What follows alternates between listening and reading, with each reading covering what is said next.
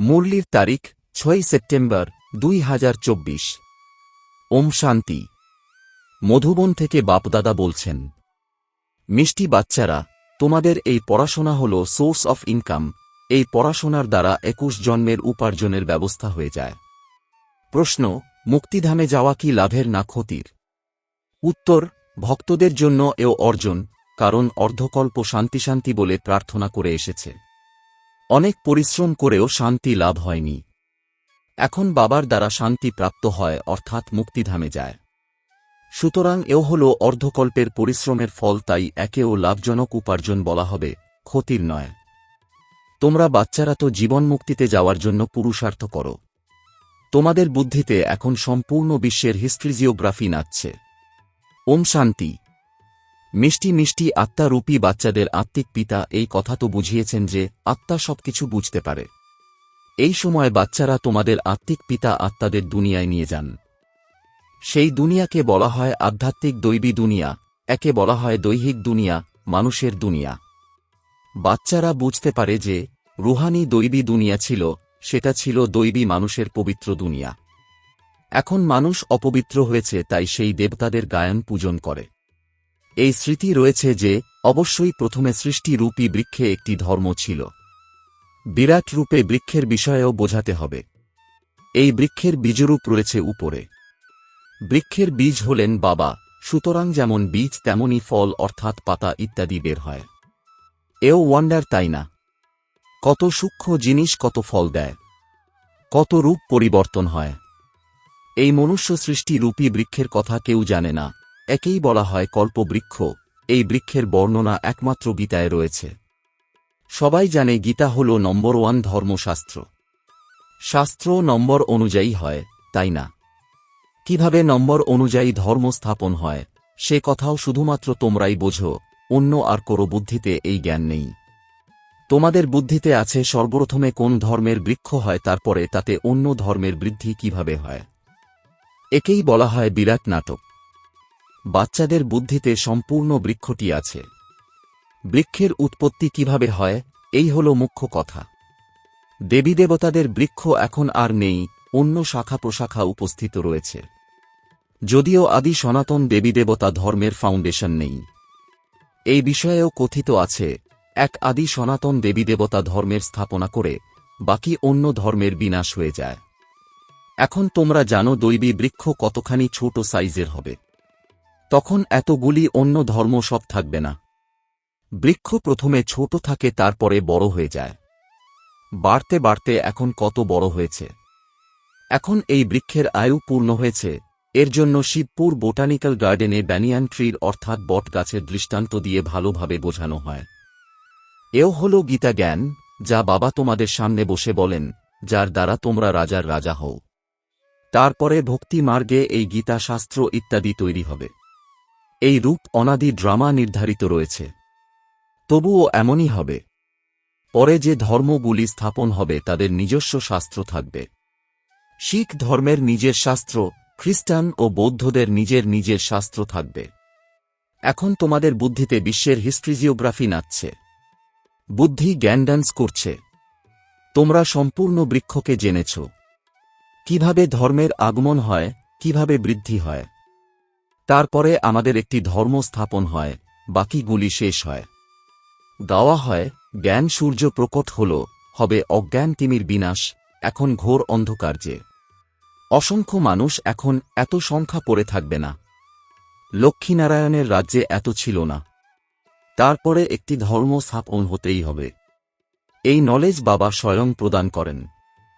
তোমরা বাচ্চারা উপার্জন করার জন্য এসে কত নলেজ গ্রহণ কর। বাবা টিচার রূপে আসেন, ফলে অর্ধকল্পের জন্য তোমাদের উপার্জনের ব্যবস্থা হয়ে যায়। তোমরা কত বিত্তবান হয়ে যাও। তোমরা জানো আমরা এখন পড়াশোনা করছি। এ হল অবিনাশী জ্ঞান রত্নের পড়াশোনা। ভক্তিকে অবিনাশী জ্ঞান রত্ন বলা হবে না। ভক্তিতে মানুষ যা কিছু পড়ে তাতে ক্ষতিই হয়, রত্ন তৈরি হয় না। জ্ঞান রত্নের সাগর একমাত্র বাবাকেই বলা হয়। বাকি সব হল ভক্তি। ভক্তিতে কোনো মুখ্য উদ্দেশ্য নেই। উপার্জন হয় না। উপার্জনের জন্য তো স্কুলে পড়াশোনা করে। তখন ভক্তি করার জন্য গুরুর কাছে যায়। কেউ যৌবনে গুরুর কাছে দীক্ষা নেয়, কেউ বৃদ্ধ বয়সে দীক্ষা নেয়, কেউ শৈশবে সন্ন্যাস নেয়। কুম্ভ মেলায় অসংখ্য মানুষ আছে। সত্যযুগে তো এইসব কিছু হবে না। বাচ্চারা, তোমাদের স্মরণে সব কথা এসে গেছে। রচয়িতা এবং রচনার আদিমধ্যন্তকে তোমরা জেনে গেছ। তারা তো কল্পের আয়ু বাড়িয়ে দিয়েছে, ঈশ্বরকে সর্বব্যাপী বলে দিয়েছে। জ্ঞানের কথা জানা নেই। বাবা এসে অন্ধকার নিদ্রা থেকে সজাগ করেন। এখন তোমাদের জ্ঞানের ধারণা হতে থাকে, ব্যাটারি ভরতে থাকে। জ্ঞানের দ্বারা উপার্জন হয়, ভক্তি দ্বারা হয় ক্ষতি। টাইম অনুযায়ী যখন ক্ষতি হওয়ার সময় পূর্ণ হয় তখন বাবা আবার উপার্জন করাতে আসেন। মুক্তিতে যাওয়া, এও হল উপার্জন। শান্তি তো সবাই চায়। শান্তিদেব বললে বুদ্ধি বাবার দিকে চলে যায়। বলা হয় বিশ্বে শান্তি হোক, কিন্তু শান্তি হবে কিভাবে তা কেউ জানে না। শান্তিধাম, সুখধাম হল আলাদা, সে কথাও জানে না। যে 1 নম্বরে আছেন তিনিও কিছু জানতেন না। এখন তোমাদের সম্পূর্ণ জ্ঞান আছে। তোমরা জানো আমরা এই কর্মক্ষেত্রে কর্মের পার্ট প্লে করতে এসেছি। কোথা থেকে এসেছি? ব্রহ্মলোক থেকে। নিরাকারী দুনিয়া থেকে এসেছি এই সাকারী দুনিয়ায় পার্ট প্লে করতে। আমরা আত্মারা অন্য স্থানে বাস করি। এখানে এই 5 তত্ত্বের শরীর থাকে। শরীর আছে বলেই তো আমরা কথা বলতে পারি। আমরা হলাম চৈতন্য পাঠধারী। এখন তোমরা এমন বলবে না যে এই ড্রামার আদিমধ্যন্তকে আমরা জানি না। প্রথমে জানতে না। নিজের পিতাকে, নিজের নিবাসকে, নিজের রূপকে যথার্থ রীতি জানতে না। এখন জানো আত্মা কিভাবে পার্ট প্লে করে। স্মৃতিতে আছে। প্রথমে স্মৃতি ছিল না। তোমরা জানো যে সত্য পিতাই সত্য কথা শোনান, যার ফলে আমরা সত্যখণ্ডের মালিক হই। সত্যের উপরেও সুখমণিতে আছে গ্রন্থ সাহেবের মনে শান্তি আর আনন্দ প্রদানকারী কিছু পদ। সত্য বলা হয় সত্যখণ্ডকে। দেবতারা সবাই সত্যবাদী হয়। সত্যের শিক্ষা প্রদান করেন বাবা। তাঁর মহিমা দেখো কতখানি। প্রচলিত মহিমা গীতিগুলি তোমাদের কাজে লাগে। শিব বাবার মহিমা বর্ণনা করে। তিনি বৃক্ষের আদিমধ্যন্তের কথা জানেন। সত্য জ্ঞান বাবা বলে দেন, ফলে তোমরা বাচ্চারা সত্যনিষ্ঠ হয়ে যাও। সত্যখণ্ড তৈরি হয়ে যায়। ভারত সত্যখণ্ড ছিল। নম্বর 1 উঁচু থেকে উঁচু তীর্থস্থল হল ভারত। কারণ সকলের সদ্গতি দাতা পিতা ভারতেই আসেন। এক ধর্মের স্থাপনা হয়, বাকি সব ধর্মের বিনাশ হয়। বাবা বুঝিয়েছেন সূক্ষ্মবতনে কিছুই নেই। এই সব সাক্ষাৎকার হয়। ভক্তিমার্গেও সাক্ষাৎকার হয়। সাক্ষাৎকার না হলে এই মন্দির ইত্যাদি কিভাবে তৈরি হয়েছে? পূজা কেন হতো? সাক্ষাৎকার করে, অনুভব করে তাঁরা চৈতন্যে ছিলেন। বাবা বোঝান ভক্তি মার্গে যা মন্দির ইত্যাদি তৈরি হয়ে আছে, যা তোমরা দেখেছ, সেসব রিপিট হবে। চক্র পরিক্রমা করতেই থাকে। জ্ঞান ও ভক্তির খেলা নির্দিষ্ট আছে। সর্বদা বলা হয় জ্ঞান, ভক্তি, বৈরাগ্য। কিন্তু ডিটেল কিছু জানে না। বাবা বসে বোঝান জ্ঞান হল দিন, ভক্তি হল রাত। বৈরাগ্য হয় রাতের, তারপরে দিনেরও হয়। ভক্তিতে আছে দুঃখ, তার প্রতি বৈরাগ্য। সুখের প্রতি তো বৈরাগ্য, তা তো বলবে না। সন্ন্যাস ইত্যাদি দুঃখের কারণে নেওয়া হয়। তারা বোঝে পবিত্রতায় সুখ আছে, তাই স্ত্রীকে ত্যাগ করে চলে যায়। আজকাল তো মানবের হাতে অনেক ধন এসে গেছে। সম্পত্তি ছাড়া সুখের প্রাপ্তি নেই। মায়া আক্রমণ করে জঙ্গল থেকে শহরে নিয়ে আসে। বিবেকানন্দ ও রামকৃষ্ণ দুজনই খুব বড় মাপের সন্ন্যাসী ছিলেন। সন্ন্যাসের শক্তি রামকৃষ্ণের মধ্যে ছিল। বাকি ভক্তি বোঝানো এবং তার প্র্যাকটিস ইত্যাদি ছিল বিবেকানন্দের কাজ। দুজনের অনেক পুস্তক রয়েছে। বই লেখার সময়ও একাগ্রচিত্তে বসে লিখতে হয়। রামকৃষ্ণ যখন লেখাতেন তখন শিষ্যদের বলতেন দূরে গিয়ে বসতে। সে ছিল খুব কড়া আর নিষ্ঠাবান সন্ন্যাসী, তার নামও ছিল অনেক। বাবা এমন বলেন না যে স্ত্রীকে মা বলে ডাকো। বাবা বলেন তাকেও আত্মা নিশ্চয় করো। আত্মারা সবাই হল ভাই ভাই। সন্ন্যাসীদের কথা আলাদা। রামকৃষ্ণ স্ত্রীকে মাতা গণ্য করেছিলেন। তিনি অনেক উঁচু স্থানে বসিয়েছেন। এ হল জ্ঞানের পথ, বৈরাগ্যের কথা হল আলাদা। বৈরাগ্যে এসে তিনি স্ত্রীকে মাতৃগণ্য করেছেন। মাতৃশব্দে ক্রিমিনাল আই থাকবে না। বোনের ক্ষেত্রেও ক্রিমিনাল দৃষ্টি হতে পারে, মায়ের প্রতি কখনো কুচিন্তন হবে না। পিতার কন্যা সন্তানের প্রতি কুদৃষ্টি হতে পারে, মায়ের প্রতি হবে না। সন্ন্যাসী স্ত্রীকে মাতা রূপে স্বীকার করতেন। তার জন্য এমন বলা হয় না যে দুনিয়া কিভাবে চলবে, জন্ম কিভাবে হবে।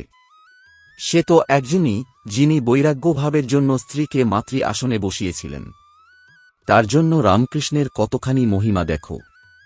এখানে ভাইবোন বললেও অনেকের কুদৃষ্টি হয়, তাই বাবা বলেন, ভাই ভাই নিশ্চয় করো। এ হল জ্ঞানের কথা। ওটা হল একজনের অর্থাৎ রামকৃষ্ণের বিষয়ে কথা। এখানে তো প্রজাপিতা ব্রহ্মার সন্তান অসংখ্য ভাইবোন আছে, তাই না? বাবা বসে সব কথা বোঝান। ইনিও অর্থাৎ ব্রহ্মা বাবা তো শাস্ত্র ইত্যাদি পড়েছেন। ওই নিবৃত্তি মার্গের ধর্ম অর্থাৎ সন্ন্যাস ধর্ম হল একেবারেই আলাদা, শুধুমাত্র পুরুষদের জন্য। সেটা হল দৈহিক জগতের বৈরাগ্য বৃত্তি, তোমাদের তো হল সম্পূর্ণ অসীম জাগতিক বৈরাগ্য। সঙ্গমেই বাবা এসে তোমাদের অসীম জগতের কথা বুঝিয়ে দেন। এখন এই পুরানো দুনিয়ার উদ্দেশ্যে বৈরাগ্য করতে হবে। এ হল অত্যন্ত পতিত ছিছি দুনিয়া। এখানে শরীর পবিত্র হতে পারে না। আত্মার নতুন শরীর প্রাপ্তি সত্যযুগেই হতে পারে। যদিও আত্মা এখানে পবিত্র হয়, কিন্তু শরীর তবুও অপবিত্র থাকে, যতক্ষণ না কর্মাতীত অবস্থা হবে। সোনায় খাদ মেশানো হয় তো গহনাগুলিও খাদ মিশ্রিত তৈরি হয়। খাদ বেরিয়ে গেলে গহনাও হবে খাঁটি। এই লক্ষ্মীনারায়ণের আত্মা ও শরীর দুই হল শতপ্রধান।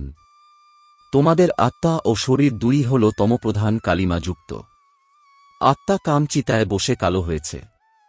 বাবা বলেন, আমি এসে আবার শ্যামবর্ণ থেকে গৌরবর্ণে পরিণত করি। এই হল সব জ্ঞানের কথা। যদিও জল ইত্যাদির কোনো কথা নেই। সব কামচিতায় বসে পতিত হয়েছে, তাই রাখি বন্ধন করা হয় যাতে পবিত্র হওয়ার প্রতিজ্ঞা করো। বাবা বলেন, আমি আত্মাদের সাথে কথা বলি। আমি হলাম আত্মাদের পিতা, যাকে তোমরা স্মরণ করে এসেছ। বাবা এসো, আমাদের সুখধামে নিয়ে চলো। দুঃখ হরণ করো, কলিযুগে থাকে অপার দুঃখ। বাবা বোঝান, তোমরা কামচিতায় বসে কালোতম প্রধান হয়েছ। এখন আমি এসেছি কামচিতা থেকে নামিয়ে জ্ঞান চিতায় বসানোর জন্য। এখন পবিত্র হয়ে স্বর্গে যেতে হবে। বাবাকে স্মরণ করতে হবে। বাবা আকৃষ্ট করেন। বাবার কাছে যুগলে আসে, একজন আকৃষ্ট হয়, অন্যজন হয় না। পুরুষ চট করে বলে দেয়, আমি এই শেষ জন্মে পবিত্র থাকব, কামচিতায় বসব না। এমন নয়, নিশ্চয় হয়ে গেল। নিশ্চয় যদি হতো, তাহলে তো অসীম জাগতিক বাবাকে পত্র লিখত, কানেকশন রাখত। শোনা যায় পবিত্র থাকে, নিজের ব্যবসা ইত্যাদিতে ব্যস্ত থাকে। বাবার স্মরণ কোথায় আছে? এমন বাবাকে তো খুব ভালোবাসা সহ স্মরণ করা উচিত। স্ত্রী পুরুষের নিজেদের মধ্যে কত ভালোবাসা থাকে, স্বামীকে কত স্মরণ করে। অসীমের পিতাকে তো সবচেয়ে বেশি স্মরণ করা উচিত।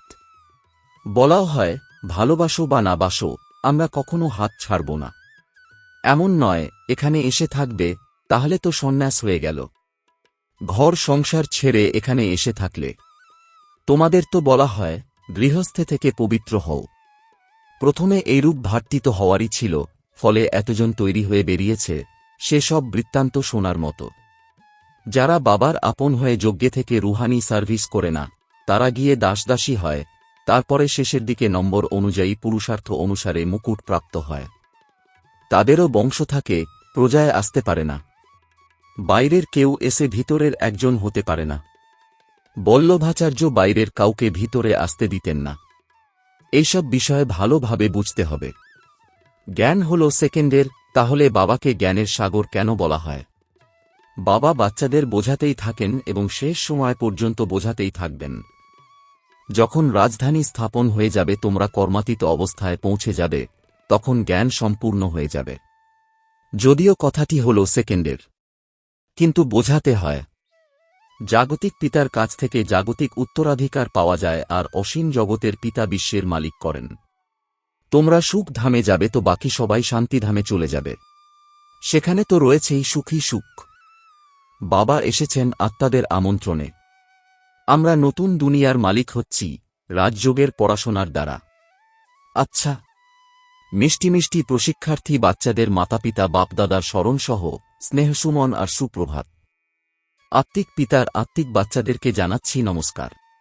ধারণার জন্যে মুখ্য সার: ১. এই পতিত ছিঃ দুনিয়ার প্রতি অসীম জাগতিক বৈরাগ্য ভাব রেখে আত্মাকে পবিত্র করার পুরোপুরি পুরুষার্থ করতে হবে। একমাত্র বাবার আকর্ষণেই থাকতে হবে। ২. জ্ঞানের ধারণা দ্বারা নিজের ব্যাটারি ফুল করতে হবে। জ্ঞান রত্নের দ্বারা নিজেকে বিত্তবান বানাতে হবে। এখন হল উপার্জনের সময়, তাই ক্ষতির থেকে বাঁচতে থাকবে। বরদান: জ্ঞান রত্নগুলিকে ধারণ করে ব্যর্থকে সমাপ্তকারী হলিহংস ভব। এর বিস্তার: হলিহংসের বিশেষত্ব হল দুটি।